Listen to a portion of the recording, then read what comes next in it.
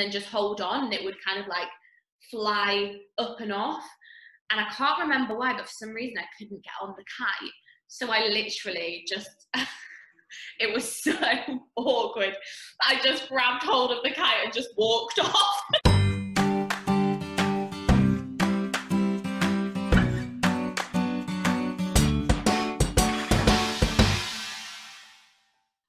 Hi guys, welcome to another episode of Interval Conversations. I'm so glad to be joined today by my good friend Katie-Faye Moorehouse. So Katie, how are you doing? I'm good, thank you. How are you? I'm very good. Now, Katie, how did you actually first get involved in this wonderful industry? Well, basically, my mum and my dad are both, they both did a lot of Amdram when I was a kid. So the first show that I actually ever did, I was 5 years old, and I did Carousel in Penistone with my mum and my dad, and I was like the youngest snow child.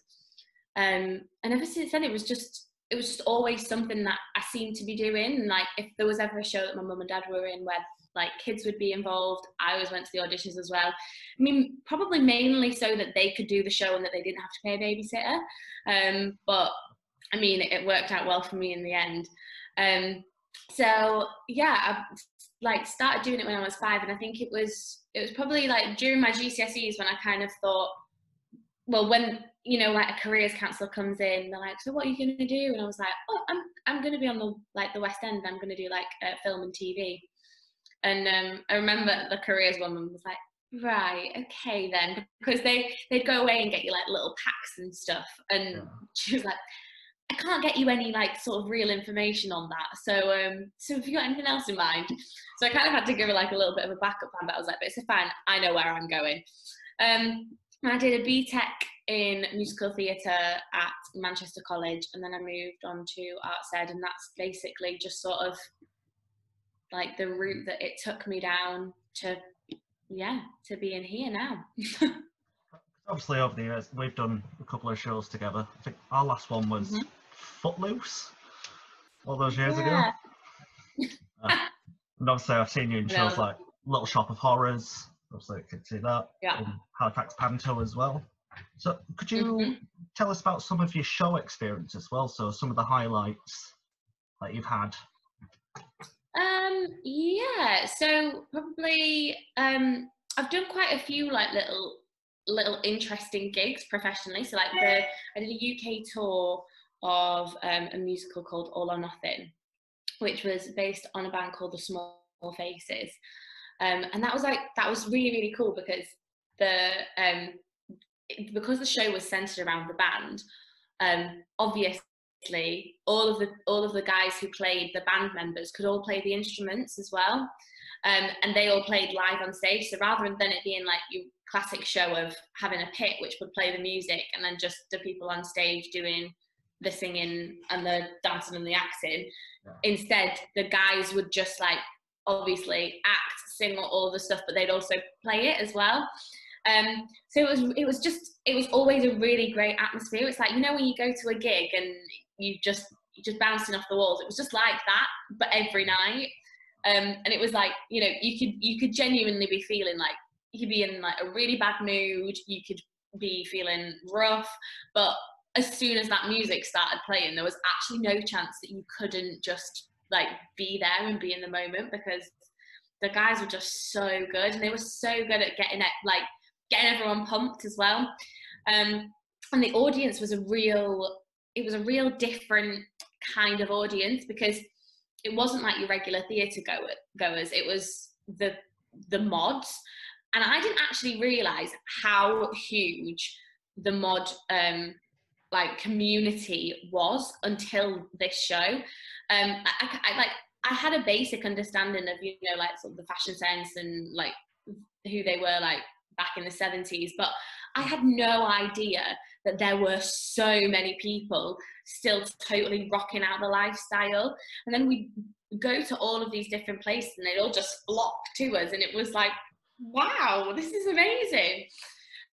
But it's that funny thing of like when you don't realise something, you don't see it as much. And then as soon as I was in All or Nothing, I was just seeing them wherever I would go. Like I could be like, oh, you're a mod. Then you like, then you sort of like pull them out and you say, and it kind of brings up conversations because you know like what they're in, and then the second that you start a conversation about it, they're like, oh my god, I love it. So that was a really, really fun experience. And then I went out to Abu Dhabi, which was amazing. I did like this immersive cinema experience of Mamma Mia, which was really fun as well. And then I did like The Sound of Music in Cyprus as well over Christmas, which was really cute as well. It's really nice that I've kind of got to go out and see things and places as well as doing what I love. So it kind of just like really like motivates you to keep going when you get such great jobs. So I want to do those sort of jobs. I'm still stuck in Halifax. So obviously those were like massive professional shows for you, which is just brilliant. Yeah. At what point did you decide, I'm going professional, this is the time to do it? It just was sort of like a natural progression really, because obviously I'd kind of decided that I was going to go down this route. I was going to pursue a career in musical theatre and acting and all this. So I was like, my mum and my family in general didn't try, they wouldn't try and put me down, but they kind of just would sit me down and say, are you sure this is what you want? Are you sure that you're ready for this? Because there is going to be a lot of rejection. And I was just kind of always really like headstrong. I was like, no, I know there's going to be rejection, but I'm just going to take it.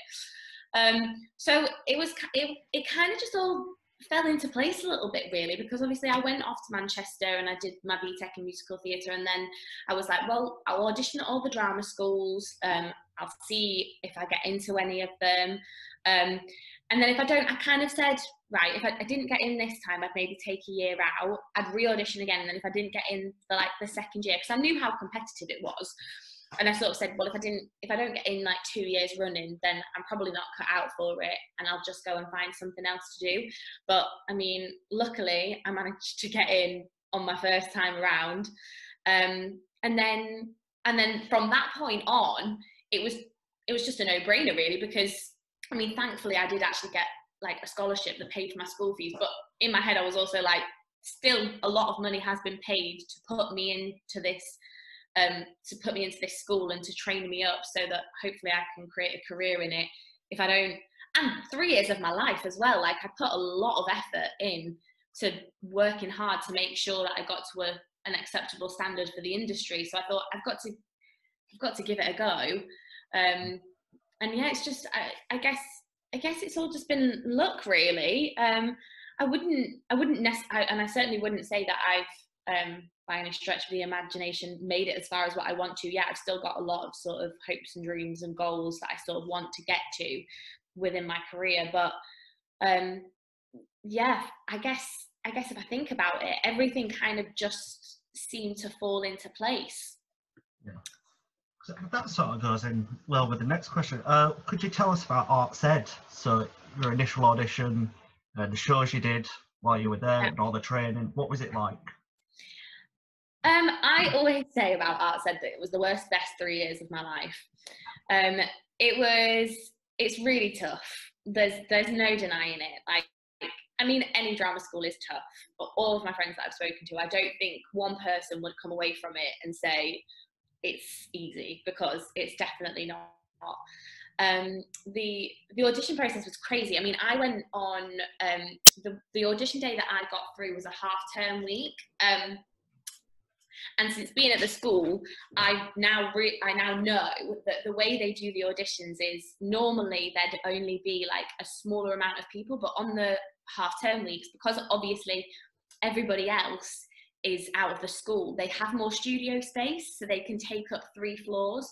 So on one of the days that I was auditioning, there was like triple the amount of people that would normally be there on just like a regular audition day. So I think there was about 180 people on my audition day. And it's a funny story actually. On my audition, I did the dance call, and then we all got like separated and went off to go and do singing while like another half of the group went in and did the dance call. And I went in, and the way that they'd worded the letter was they said they wanted like a pre-1940 song, so like a legit song, and they wanted then just any sort of other contrasting song to go alongside that. And because they'd said they wanted a legit song first and then anything else, for that first round, when I went in, I just went in and they were like, what are you going to sing for us? And I just said, People Will Say We're in Love, and just handed it over. So I didn't give them an option. And anyway, I then left the room, and then like, because it was a really legit song after me, a load of people were going in absolutely belting their tits off. And I sat there and I texted my mum. I was like, oh my God, Mum, I've made an absolute massive mistake. Because at that age, you do just think, you're like, oh, belting's the way forward. If people hear you belt, then they think, oh my God, she's amazing. And I was like, Mum, I'm not going to get in. Texting her like ferociously. I was like, I've ruined it. I've ruined my chances. I was getting myself so worked up. And anyway, I got a recall and I was so shocked. And then I went and did my recall, and then I found out like a week later I'd got in. But hilariously now, since sort of like being at the school, I think going in and doing a legit song probably worked in my favour, because in the first year of Arts Ed, you're only allowed to do legit because they see that as being the sort of like the grounds for your vocal training. So they want to make sure that you've got all of the technique and placement within that genre before you then move on to other stuff, so they can try and like iron out any bad habits that you've sort of developed over your time as being a singer, I guess. Yeah, and it's just, you know, it's really tough. Like you have so you like usually you have a sign-in time, and the times would work out a little bit differently on some days, but it was either like 8:15 or 8:30. You would always have to sign in 15 minutes before your first class, and if you were 1 minute late, you got barred for the entire day.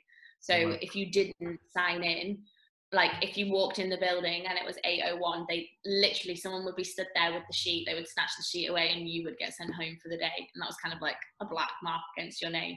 So it was so intense.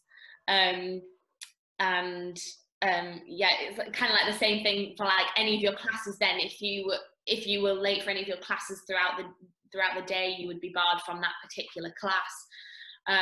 And it's just really full on. Like you get like little bits of time off during your days, but you are in literally 8 a.m. until like 5, 6 p.m. And then usually you would stay behind afterwards, because you have like, especially in second year, you have like weekly assessments that you've got to work towards. So then you're staying there after hours up until like 9 o'clock, like trying to practice everything, make sure you know everything. So it is a really, really grueling process. But I mean, I would not be the performer I am today without that training, and I wouldn't have had sort of like the springboard that I had into my career without going there either, because, you know, they do set you up. You do like you do so many you like projects throughout the first 2 years, and then third year is kind of all about your shows. So they do 4 main productions, and as an individual you get put in 2 of those, because they split them up between like the terms. So 2 of the shows are at Christmas time, and then 2 of the shows are in the new year. And everyone, they kind of like separate the parts fairly, and you know, you audition for the parts as well. You have like a full day at like the end of your second year when you audition for all 4 shows. So you've got to, and what's really good about it as well is that they set them up like real auditions. So real auditions in the real world, they would always say, can you bring 2 contrasting songs in the style of the show? So they always do. So they would ask us to bring in our own songs, and then we do like bits of material as well. And then we had dance auditions for the shows. So they've really, really thought about the way the course should be and how they can best prepare you. And I do feel like, especially all of like the audition classes that I had and everything, because you do all of your audition classes in front of like the entire like year. Wow. So it's quite overwhelming because it's really intense, and you've sort of got to go in and do these weird things. They ask you to do some bizarre things sometimes, because sometimes auditions ask you to do like the most bizarre things. But when you're kind of like in front of like all of your peers, you do have the sort of insecurities about throwing yourself out there.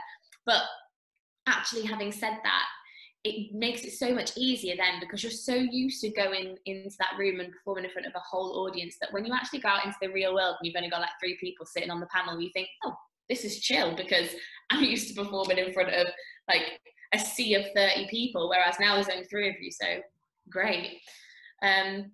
So yeah, it was definitely a real springboard, and it really sort of set off my career in the best way possible. God, Uni of Hull sounds like a piece of cake compared to that. Jesus Christ. Yeah, uni life is easy. Yeah. From what I've heard, especially from my brother, Yeah. when my brother comes with all of his stories, I'm just like, God, that was not my life. So after university, you've done, like you were saying, all or nothing. But you now work at the Piano Works. So would you like to tell us about the Piano Works? Yes. Yeah. So what is the business? What do you do there? So my job there is social. I'm like the social media manager. So I basically like sort of schedule all of the posts that go out. I do a lot of the stories when I'm in the venue. Obviously we're closed at the moment, so I'm not doing that at the moment. But it's an amazing venue. It's a live music venue. They literally play like non-stop live music, and it starts from like 5 p.m. and on a weekend goes to about 1. I think the weeknights are a little bit earlier, but I actually don't stay right until the end, so I'm not entirely sure on the timings. But it's such a great atmosphere. It's all requests, so they have like little slips on all of the papers around the venue. You just write your request down. You have the option to tip, if you put a tip on with the request, that kind of like boosts your request, so it gets pushed to the front of the queue. And yeah, it's just amazing. They play all of these great songs. I really like it, as opposed to like a club, because I just think there's something different and more. I don't know. I feel like I can link in with the music a bit better when it's coming from like the instruments live. It's got a totally different feel to it.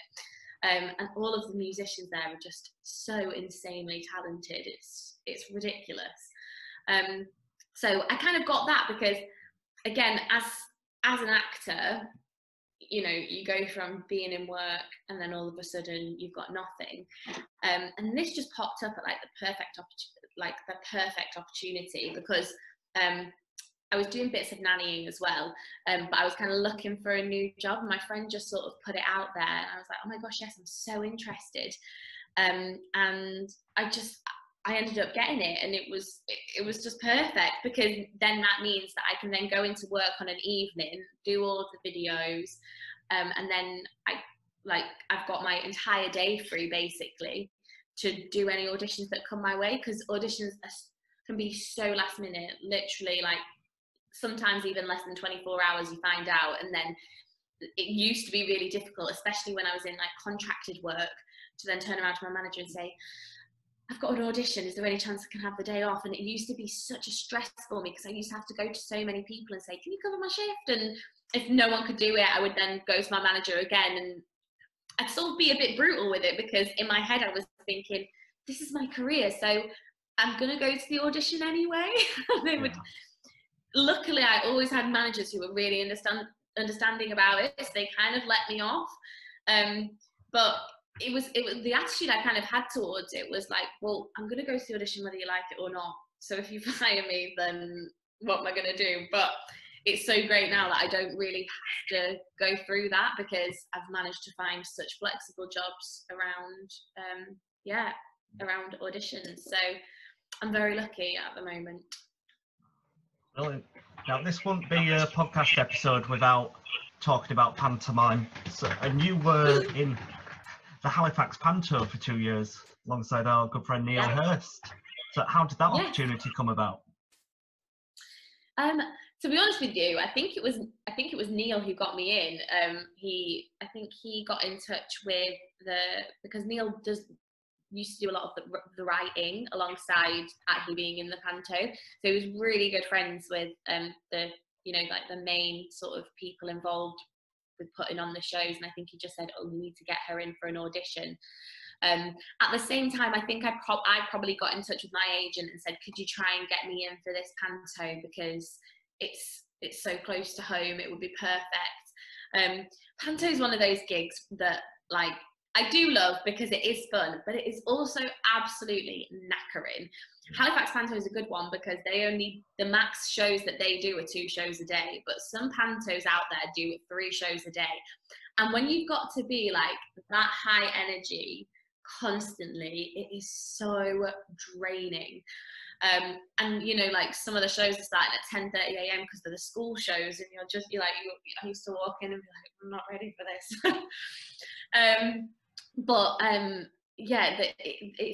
They're so much fun. So yeah, I think Neil put me in touch, and then I just went to the audition and ended up getting the job. And then the second time around, I don't even think I auditioned for the year when it was Aladdin. I think that was it. They offered me Wendy again. They wanted me to go to Reading to do Wendy, but I said I didn't want to do that because I wanted to be at home. I wanted to be at home with Panto, because again, you're working Christmas Eve and Boxing Day. The only day off in between those 2 is the Christmas day. So if you're really far away from home, it's one of those things where you're a bit like, well, I want to be near home so that I can enjoy Christmas Day, because otherwise you're looking at either driving back home somewhere after the show on Christmas Eve, or you've got the option of driving somewhere on Christmas Day, which no one really wants to do. But then you've also got the option of, do you drive back on Christmas Day so that you can then go to sleep and wake up to do the next day, or do you drive back early the morning of the Panto? Because usually Boxing Day shows are quite early. They're usually about I think they were 1 o'clock or something. But if the show's at 1, you've got to be in for 12, and if you're a 2-3 hour drive away, it all of a sudden the time starts to rack up, and you're getting up at the crack of dawn. And so I always kind of like to stick to doing Pantos at home if possible, because I'm just upset. We have the best Christmas Day in my family, so I would absolutely hate to not be involved in that. I'd get such FOMO. So what was it like working with Neil? Because obviously it's known for pulling pranks and making people laugh on stage. What was it like working with him throughout that? To be fair, because I always play the princess, our stage time together was very limited. There were a few really funny occasions, and that's the great thing about Panto, is that when those things happen, you are kind of allowed to just laugh, because you laugh, the audience love that you're laughing, they're laughing with you. It then just becomes this snowball effect of everyone just finding it absolutely hilarious. I mean, if you did that in an actual show, you would get an absolute rollicking off stage by the company manager. But yeah, Panto's it's just so much fun that it's kind of it's okay to be like that. I remember now, I had a really, really bad, I think it must have been a chest infection or something. I had a really bad cough, and I started to have this coughing fit on stage, and I couldn't stop it. I needed, when you get those coughing fits and you need water, that's the only sort of thing that's going to subside it. And I just could not stop coughing. And Neil was there just constantly throwing out the jokes. So at the same time as me having this coughing fit, I was pissing myself laughing at him, which was making the coughing worse because I was laughing. And it was just an absolute car crash. I can't even remember how the scene ended, but it was a mess. I was chatting to Neil over there on another podcast episode, and we're on about a slip up he had during Peter Pan. with a certain set piece. So it was Dead Man's Rock. Oh, that was so funny. That was hilarious. That was the best thing ever. Oh my God, that was so funny. Yeah, hilarious. On his face like, do you know what? I actually once had a bit of a performance on Dead Man's Rock as well, because there was like, at one point I had to fly off on a kite.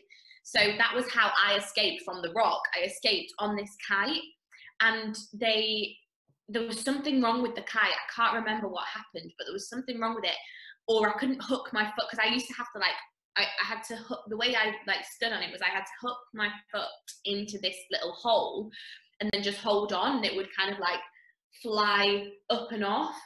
And I can't remember why, but for some reason I couldn't get on the kite. So I literally just, it was so awkward. I just grabbed hold of the kite and just walked off. So this whole time they were like, no, you can't go, the water's too deep. And then I literally just like hopped off this rock and was like, it was awful. Like a really low budget Mary Poppins. Yeah, real low budget. It was just one of those things where I was like, I'm just gonna have to rock this out and walk off. Do you have any more on-stage mishaps as well? That's what I like to bring up with everyone. Do you have any more mishaps? God, yeah. I mean, it wasn't so much one of my mishaps, but I remember when we were in All or Nothing and my friend Daisy, they used to do this routine with these clothes rails. And it's so funny. Our stage, so when we would get in, we had a floor that we used, so we wouldn't actually use the floor of the actual stage. Yeah. But it kind of had like a little bit of a mini ramp that would go up it. And anyway, Daisy tripped over something and went absolutely flying smack bang on her front in the middle of the stage. But not only that, but the clothes rails were really flimsy. So as she fell, the clothes rail broke. So, you know, the clothes rails where like the top comes off and the bottom half's on wheels. So she then had to, so then one of the other girls like wheeled the bottom half off because it had broken off. But then for the rest of the routine, she had to just walk around holding on to these two sides of this rail because there wasn't any wheels to it. Like she's meant to like leave it and drop it, but she kind of just had to stand there and do the whole routine just holding onto this clothes rail. And I was just stood at the side of the stage, absolutely pissing myself. It was so funny.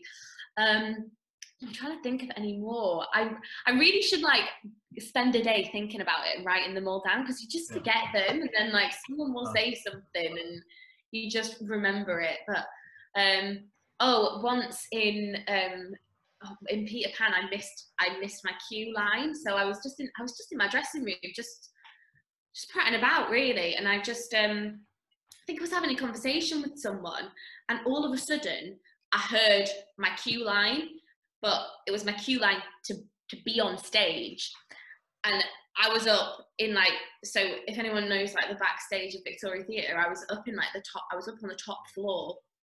So I had to fly down 3 flights of stairs and literally run onto the stage. And it worked quite well for the piece because I was meant to have run there. But I literally got on stage, I was like, Big Chief Sitting Bull, because that was the guy that was talking to. Absolutely dying, so I'd just flown down these stairs. Thankfully, I think they managed to sort of like make something up between them to fill the space, but I felt terrible. And then there was one other time where I didn't start at the beginning of the show, so I always used to just leave I always used to leave my mic on, and I put it on last just before I'd go on. So anyway, this one time I'd zipped up, gone down, ready to go on, not a care in the world, walked on stage, was about to open my mouth to speak, and I was like, shit, I've not got my mic on. And so the whole like first scene bit, I was just really projecting. And the thing is that I probably could have got away with this, because in Panto, they usually have handheld mics on at the side of the stage in case anything goes wrong with a mic. But me and the girl who were playing Aladdin had been joking about the handheld mics, because we were like, oh, it's so Britney, it's so like pop star, like I wouldn't be able to keep a straight face if that happened. And we had literally been joking about it that day, and I knew that if I went on stage with a handheld mic ready to sing Ollie Murs with her, we would not be able to get through the song, because we had this like routine, and it would have just ruined the entire thing, because I know for a fact we genuinely wouldn't have been able to stop laughing, because we've made such a big deal out of it previously. So instead, there was this moment in the show where I was meant to hide from my emperor, the dad, and what I'm meant to do is I'm meant to just crouch down into a ball, and everyone's meant to run around me. And I thought, right, it's fine, I can do this. In that little bit that they're doing all of that, I'm going to run off stage, I'm going to run up to my dressing room, I'm going to grab my mic, and I'm going to get back down in time.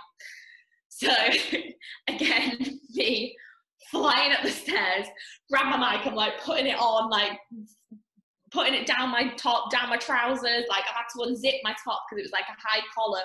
So I get down, hooked it, like I've just literally slotted the mic into my pants. There's been like probably about a 20-second silence.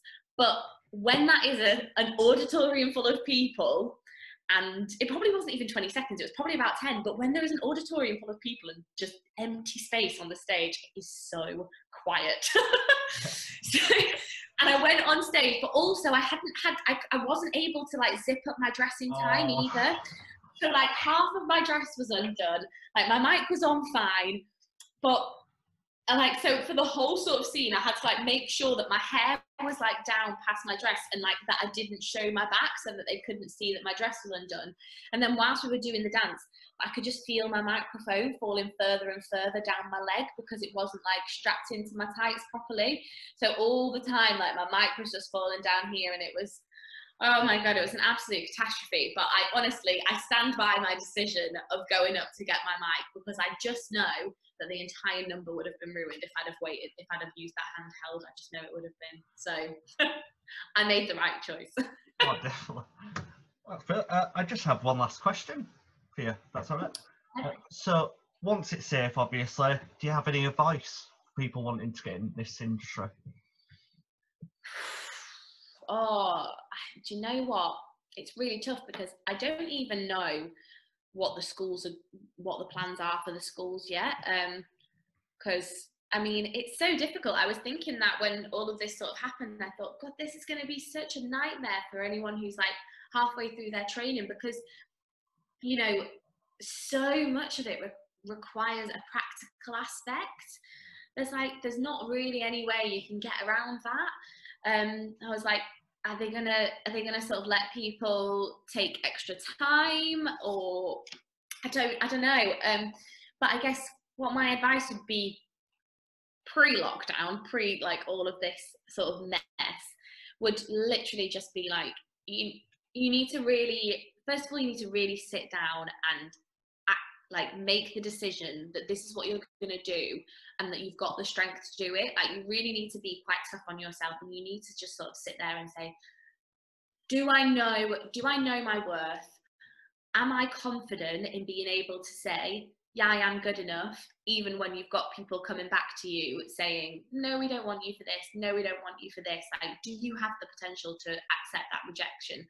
Because it's really tough, and I think it's really important that people don't put themselves through that if they don't feel like they're cut out for it, because it's just heartbreaking to see the amount of people whose sort of confidences get ruined by this industry, when it doesn't need to be that way. Like, because there's so many great like Amdram theatres out there. Like, I'd hate for people to lose their confidence in doing that just because they couldn't make it as a professional. And I think that probably does happen to a certain extent, and I think that's really sad.